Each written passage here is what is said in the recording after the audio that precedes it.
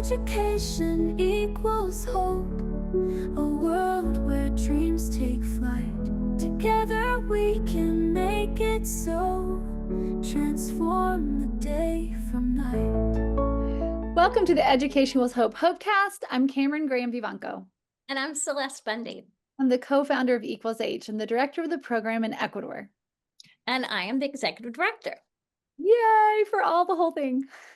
Education Equals Hope exists to provide for the education of students in desperate and difficult situations. And the point of this podcast is to keep you, our dear friends, listeners, supporters all over the world. Like, shout out to those of you guys in the Netherlands. We've just learned Japan. Yeah. I feel like we need to learn some new languages. But the point of the podcast is to keep you all informed as to what is happening with this amazing organization, not only in Ecuador, but around the world. Because we cannot do it without you. And some of you know, as you have become Hopecast listeners, that we have expanded this year to not only the breadth of the content, but also the platforms that you can use to hear and or watch the podcast. So those of you who are watching know there's a third little face right there. Hi, third little face. What's your name? Hi. Hi. I'm Chip Smith, one of the co-founders with Cameron. Yay! So Chip Yay. and Celeste and I get to do this season 5 sign off together. Chip, thank you for being with us. And I would say, like, you're not a special guest because you're a co-founder. Like, this is your thing. So we're glad you're here. Thanks for being. Thank you. Well, I mean, part of the reason why we wanted to do the wrap up together is because we Cameron, you and Jorge Luis kind of had some promptings or teasers in the first couple of episodes of the season of like, hey, the podcast is changing a little bit because what's the thing that you say? Healthy things grow and growing things change. Yeah. And so just like you and Chip always do, when you put your heads together, crazy things happen. And so over the past couple of months, and I just get to sit here and go, well, that's not really an accurate statement, but like just kind of this. Don't do very much sitting around. Right. That's what I was like. But like the kind of reimagination of Hopecast and just all the ways that we've been able to challenge our listeners this year of, hey, what are you doing to give hope today to your neighbor? Who is your neighbor? Has just been really exciting. So fun to be with you both as we wrap up season 5. How is that possible? Time. It just keeps going. I know. Okay. And Chip, I think, as we were talking kind of at the beginning of this year, one of your goals was to encourage people with the little things that they can do to provide hope. What are a couple of the things that you've seen over the past few months that remind you that hope is everywhere? Yeah. I think we tend to make it very complicated, and it's really not. I mean, you could be just kind to somebody or give somebody a smile or tell them I have a good day. I mean, you don't know what's going on in that person's life. So that's a real important thing. I think we want to do these grand things all the time, and thank God we can do grand things. But the day-to-day life is what I think we need to encourage each other how to live and how to go forward. It's interesting times, and a lot of things are changing, and it's important to have each other's back. It really is. And I tell everybody when, we do have people on the side of the street asking for money all the time. And, I basically learned this from Cameron. You do respect the dignity of every human being. And so just not brushing them off and smile at them and tell them have a good day, just give them some dignity. And if you have a couple bucks, give it to them. What does it matter, really? I mean, we can't judge these people sitting on the street or begging from them. We don't know where they're coming from or what their life is or what their challenges are. And they could just be unhoused. They could have addiction, but we don't know. So I think it's just giving them a little hope every day that they are loved and they are seen. It's very important. And I think that's what we try to do as an organization is to make sure that not only our students and teachers, ministry site leaders, our staff, but that our community of hope, those of you listening right now, know that you are loved and you are seen and that you are valued, and that there are no ways that we would be able to put into words how much we appreciate each person in those different categories. So thank you for making this podcast possible. Thank you, Chip, for that encouragement to just, see the person beside of us, finding out their story in the safest way possible and respecting their dignity. That's such a unique way to give hope. We can't do it all, but we can do something. Right. Something is better than nothing. And I think a lot of people, myself included, I can freeze up when I feel like I have to do it all, or it all is on my shoulders. And I'm so grateful to know that I'm a part of a team, the three of us as a team, the Equals Age board team, the team of Equals Age people in each country, and just watching how God continues to create relationships and connections so that we can do what we can do well, and we can support others as they are doing incredible ministry as well. So Cameron, don't I'm stop sorry. doing- Sorry? You always, yeah, you always said, I remember this almost every day. Like you said, you can't help anybody, but God does put people in your life on a daily basis. And just remember that, because I think it's so important. And, homeless people scare us. We're all worried about that, but just a smile or just anything is just a little bit of hope given. I think we're called to do that. Very much so. Absolutely. Well, some of our friends here in the States actually did get on a plane and come to Ecuador. They took quite a big leap of faith and came in and saw your team and got to meet our students and our partners. So Cameron, give us a little wrap up on what happened in Ecuador this summer. And Well, Cameron, where are you? Where are you oh, sitting right I am currently in the mountains of North Carolina in the kitchen of my dear friend Maggie, who is loaning me her quiet space as I get to serve at Camp Tonawanda, which is one of our incredible partners. We're going to talk about them in just a second. But the way that Camp Tonawanda has come alongside Equals Age and really put their actions where their words are is just incredible. And that they will be part of the summer wrap up, because what they have made possible on both continents is just a gift. So wrapping up summer of 2025, we had 10 teams in Ecuador. Our interns, our wonderful, fabulous interns, are in their final debrief right now. Many of you know that we run a discipleship program for leaders, young leaders. Their job is to help facilitate teams, and we get to walk alongside them in faith and encourage them in their faith intentionally while they're doing that. So we have gotten incredible feedback from all 10 of our interns. Huge shout outs to them if they're listening. One had to leave early to get back so she can get ready to go to Swanee. Yay, Swanee's right. Another partner. Another partner, the University of the South, Swanee, Tennessee. Huge shout outs there. And just so proud. And one of the stories that I want to share about this summer is Josue. He's one of our interns. He is 19 years old. He graduated from high school May of 2024. And he graduated with the hope of education equals hope. But the difference with Josue is that he was born into that desperate and difficult situation. As he tells his story, there were many years that he was raised by family members because his mom, a single mom, very humble means, there grew up with food insecurity, grew up with real physical security issues. And we got to walk alongside him his entire school career to 18. Now, Education education equals with him for 12 years. for 13, because started when he was 4 years old. Wow. So we got to see, now success in the world would be that no one needs micro scholarships, right?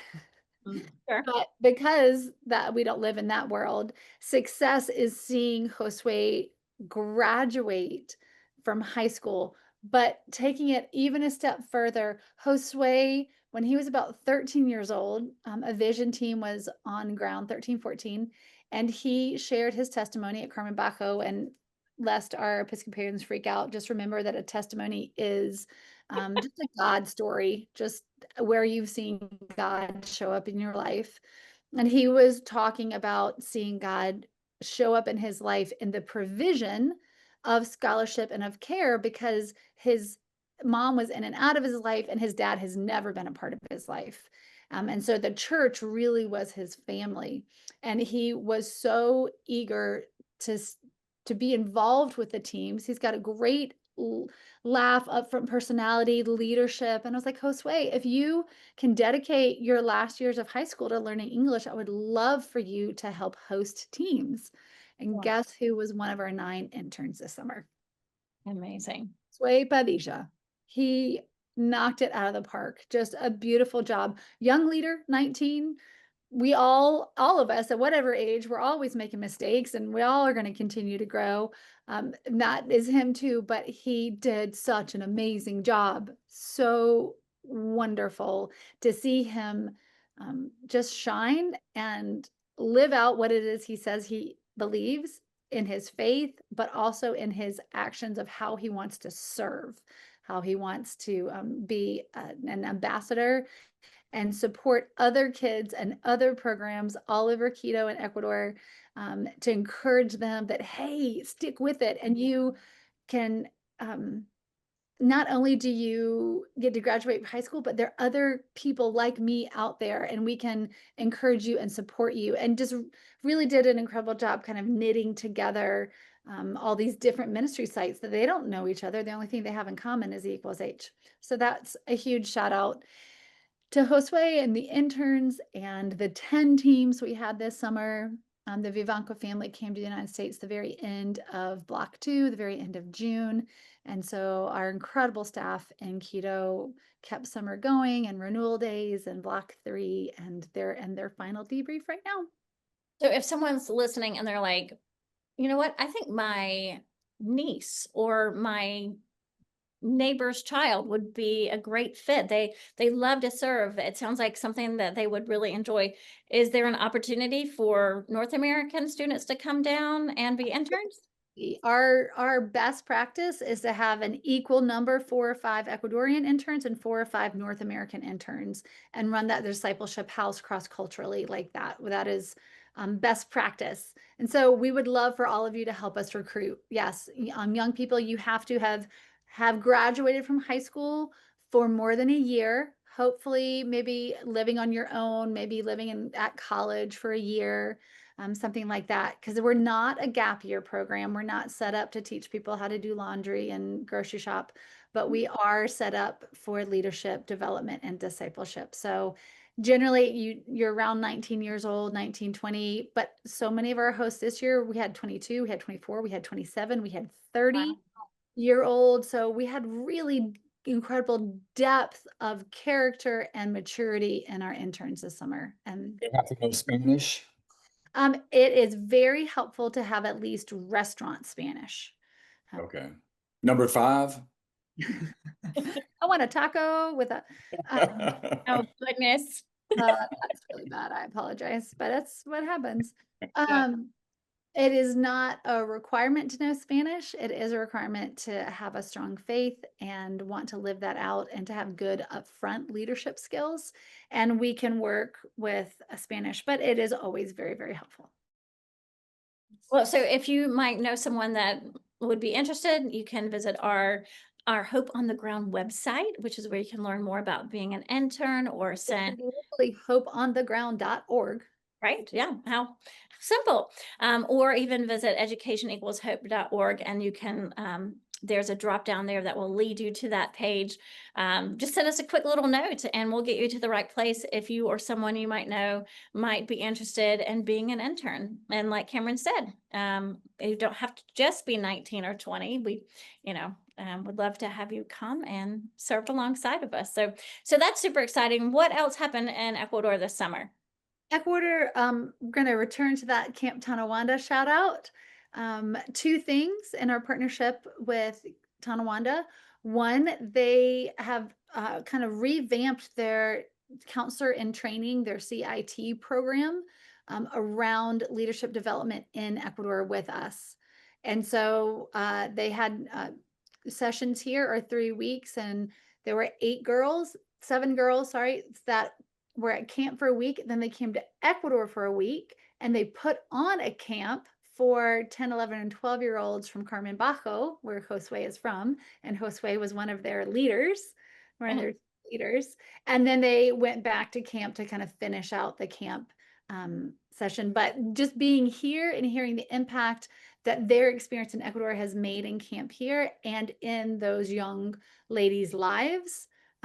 So grateful for Tonawanda for that. And the other amazing thing, and we've already talked about this several times, but just reminding some of our listeners that Tonawanda hired one of our equals H graduates. Her name is Haiti.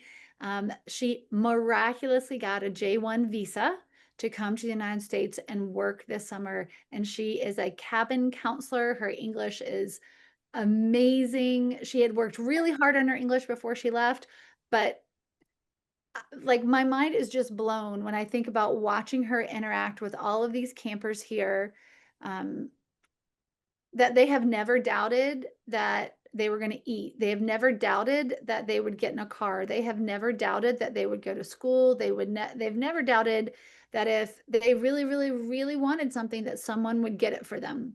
And Haiti comes from such a different experience and a different physical abuse, mental abuse. And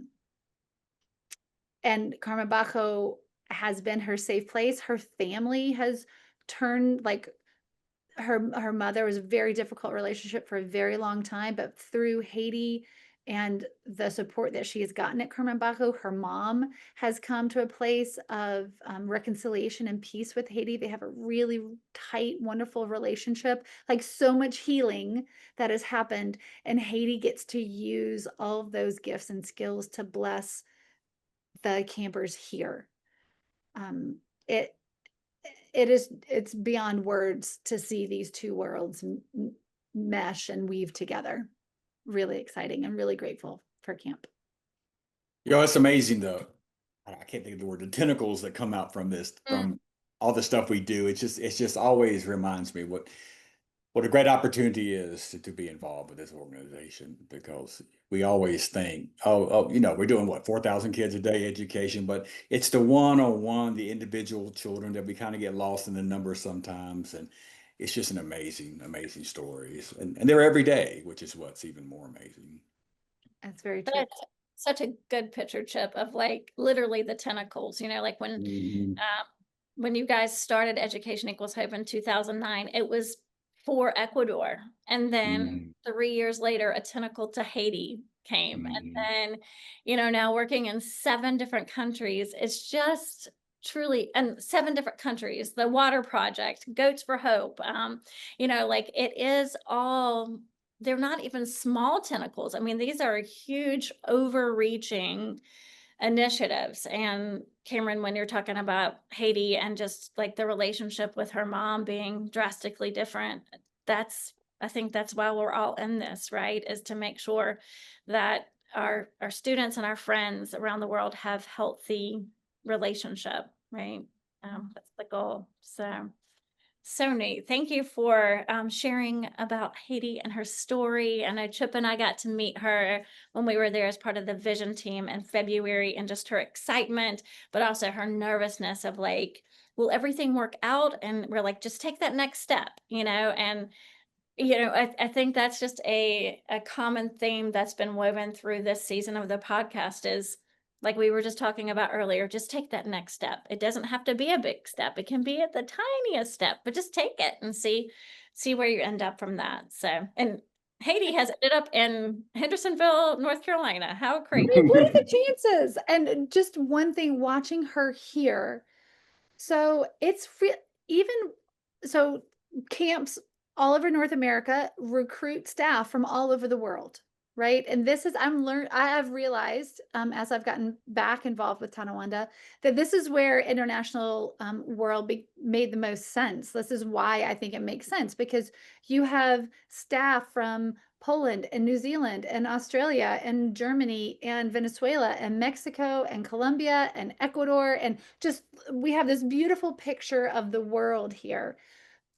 But in order to do that, it's expensive. It's expensive to get your passport. It's expensive to, there are agencies that have to be hired and you have to pay to hire that agency. It's over $500 for them to do all the paperwork and get everything all sorts. So you can pay for the appointment to go to the embassy to try to get a J1 visa. I mean, it is a process. And Tonawanda has graciously covered all of those costs for Haiti. Otherwise, she wouldn't be able to be here. But to watch her now come in on equal footing with all of these people from around the world, and especially the other women from Latin America, from Colombia, Mexico, and Venezuela, that it would be really easy for her if she were just at Carmen Baco to be like, I'm not as good as they are. I'm not as important as they are. I'm not as, because her social economic status has told her that her whole life. We know that that's not true. We know we're all equal in the body of Christ, but we see the world tells us something different. And just to watch her have deep friendships with these other ladies from Latin America that would probably not have given her the time of day had they met under other circumstances, but they all came in on equal footing here and they were all figuring out life together. And I'm just so thrilled for what is happening in that poverty of self that I've seen Haiti struggle with for years. And Chip, you just mentioned that a little bit. Like she believes in herself. And that's huge. Like we all suffer from like, I'm not quite good enough. But Haiti is having real lessons this summer. So anyway, just really excited about that. I do think how brave she is. Right. Incredibly Yeah. brave. Yeah, Absolutely. just to get on a plane and just not knowing what's going on. And yeah, Um, she's really a trooper when it comes to that. Incredible courage. Mhm. So that's kind of a wrap up for Ecuador. We've heard all sorts of things from Celeste this last over a month and all the different episodes amazing trek from Madagascar to Uganda to Kenya and all of the supporters, all the ministry sites that we got to see there. And then we will have our Equals Age board meeting in just about 3 weeks. I think less than 3 weeks now, 2.5 weeks. Not counting yet. And then, and then we will, the Vivanco family will head back to Ecuador and we will launch season 6 of the Hopecast probably in October. So if there's anything that you would like to hear more about, we are wide open. And those of you who have given me suggestions know that we take them to heart because you've had your suggestions aired here with us. So please reach out, Cameron at educationalshope.org or Celeste at educationalshope.org or Chip at educationalshope.org, and give us what you would like, ideas for what you'd like to hear in the next season. Well, I don't know if you guys have a few more minutes to chat through some of the exciting things that we have coming up for the 2025-2026 school year. Cameron, I mean, since we're kind of freewheeling this, so do you want to kind of wrap up this session and then start another one, or do you want to just kind of keep going? Let's just keep going because we're wrapping up now. Perfect. Okay, perfect. So I think, well, I was going to say I think, but really Chip Smith thinks, and I agree with him, that it's just really important to kind of give you guys a little bit of an idea of what is coming up for this next school year. I mean, I'm sure a lot of you guys are hopefully listening to the podcast as you're walking through your favorite store, picking up the little notebooks or lunch boxes for your kiddos, or maybe for some kiddos in your community. And some of the things that I'm super excited about is that we have been diligently working on an impact report for you all. In years past, this has been just a two-sided sheet of paper, but it's really hard to communicate all that you're doing on 2 sheets of paper. So we are going to actually have a impact report that will be about 20 pages. Hopefully it will be in the mail in the next couple of weeks. But just to give you an idea of all the hope that you helped provide in 2024. And then kind of just like a little teaser, as Cameron mentioned, our board meeting is coming up. And so each of our ministry sites are required to submit certain amounts of certain types of information. And Chip kind of referenced this a little bit earlier, but we believe that we are going to actually be over 4,000 students impacted for the 2024-2025 school year. I mean, what was it when Chip, when you went to Ecuador in 2006-07, it was what, 35 students in Ecuador? Oh, Chip, you're muted. Which was a lot. 35 Yeah. was a I lot. know. Then I Yeah. challenge you. Let's do 100. We can do 100 kids. And I thought you were We can crazy. do 500. So what's so I'll ask you and Cameron, what's coming up next year? What are y'all excited about talking about introducing next year? Well, just, I mean, like kind of, you know, we will definitely confirm that number as soon as we possibly can. But that's just, it's unbelievable, you know, to be like, you know, last year when we got to 3,200 students, it was like, what? And now it's like, whoa, what's such growth just in a year because of the faithfulness of our community of hope, our donors, our supporters, our partners, our corporate partners. I mean, just, it's just phenomenal. And then, you guys have heard us talk about our annual Day of Giving Hope in the past. And so just want you guys to kind of mark your calendars. This year is going to be Wednesday, October the 8th. And so we'll start we'll put a mailer out. We'll start talking about that on social media and in our emails. The goal of the Day of Giving Hope this year is just to really paint a picture of all that you are a part of. Snapshots of the faces that you help provide hope. So I'm super excited to see how that turns out. Well, keep your fingers crossed. What I see in my head and what I see on paper right now are in two totally different places, but we have faith, right? So that's something exciting that I'm really looking forward to. And then if you would like to come and see, you know, you guys, we've gone to Ecuador typically in October and February to bring vision teams. So if you're like, oh my gosh, that sounds so incredible, I would love to go and see what Cameron and Chip started in Ecuador and see where Cameron lives every day of her life, you know, or most days of her life. We have that opportunity to do so October the 8th through the 13th of 2025. And then we will throw out dates for February of next year. In the near future. So if you are available and would like to come and see, we have that.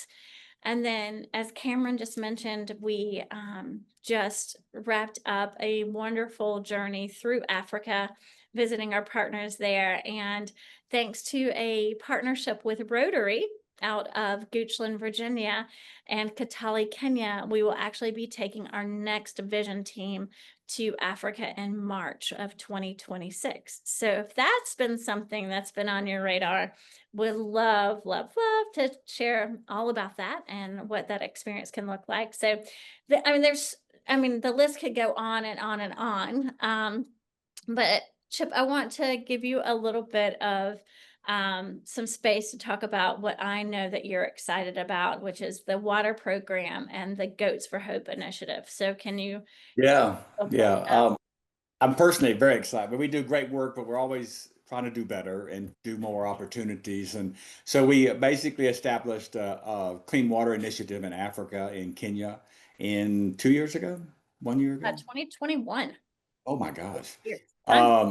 So how many filters do we have installed now in the community, Celeste? We A serve little over 2,000. 2,000 filters of changing people's lives and giving them really a healthy life is what we achieve for.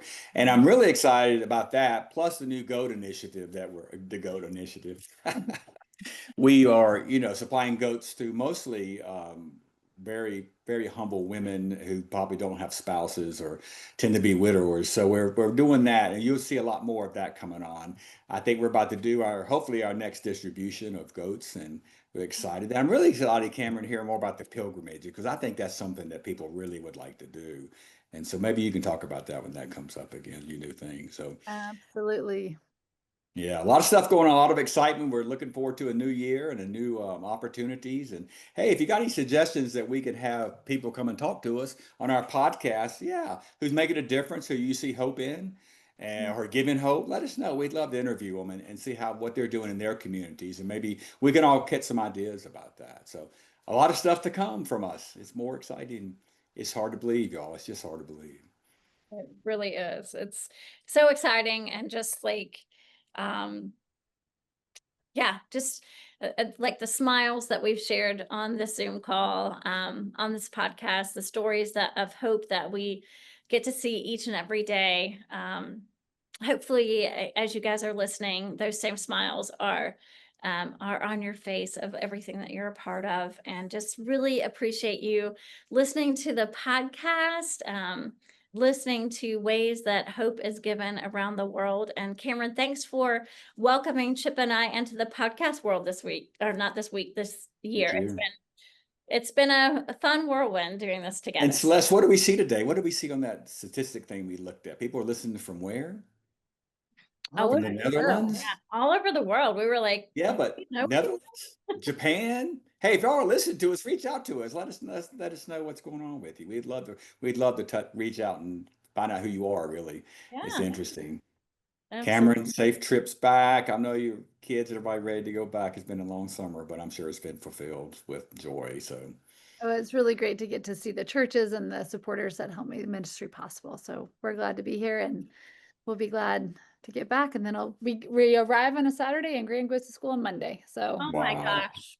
That's a quick turnaround. never And enough time. yeah, and I invite everybody to come to Ecuador in October. I don't know the date, Celeste. October 8th. Hey, I'm going. So if you want to come and hang out, we'll have a lot of fun. I tell everybody, they say, what do you do down there? I say, you really, really have a great time. People are just surprised. It's probably the most fun. One of the highlights of my life is get to going and serving and understanding and investigating and all the good stuff that happens in Ecuador. Yeah. Thank you for joining us this season on the Hopecast, and we'll see you next time. Bye-bye. Bye.